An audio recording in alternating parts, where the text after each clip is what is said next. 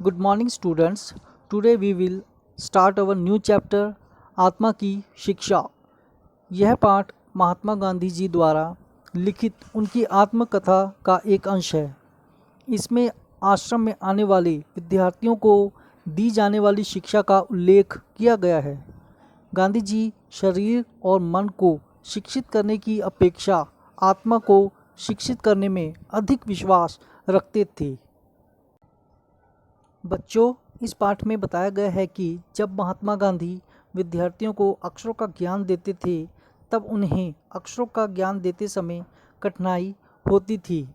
उनके पास आवश्यक सामग्री नहीं थी और ना ही उनके पास समय था।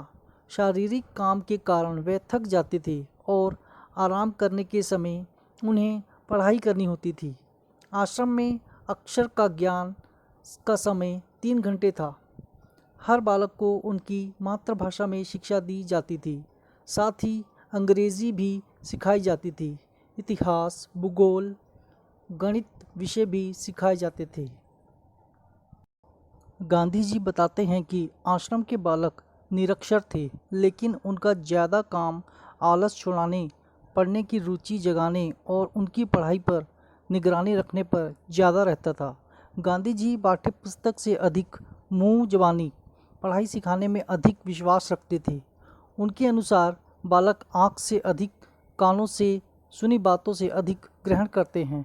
गांधी जी विद्यार्थी के शरीर और मन को शिक्षित करने की अपेक्षा उनकी आत्मा को शिक्षित करने में अधिक परिश्रम करते थे।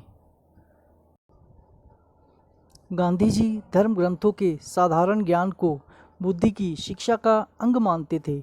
उनके अनुसार आत्मा का विकास करने का अर्थ है चरित्र का निर्माण, ईश्वर का ज्ञान पाना, आत्मज्ञान प्राप्त करना।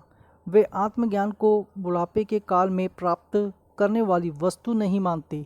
वे आत्मिक शिक्षा की प्राप्ति के लिए बालकों से भजन गवाते, नीति की पुस्तकें पढ़कर सुनाते थे। गांधी जी मानते थे कि शरीर की शिक्षा शारीरिक व्यायाम द्वारा, बुद्धि की शिक्षा बौद्धिक व्यायाम द्वारा और आत्मा की शिक्षा आत्मिक व्यायाम द्वारा ही दी जा सकती है।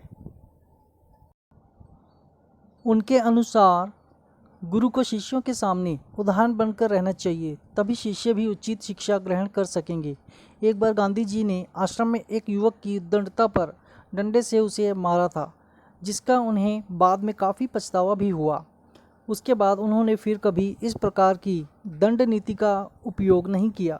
वह स्वयं भी आत्मा के गुण को समझने लगे थे। शिक्षा। इस पाठ से हमें यह सीख मिलती है कि शरीर और मन को शिक्षित करने के साथ साथ आत्मा को भी शिक्षित करना जरूरी है।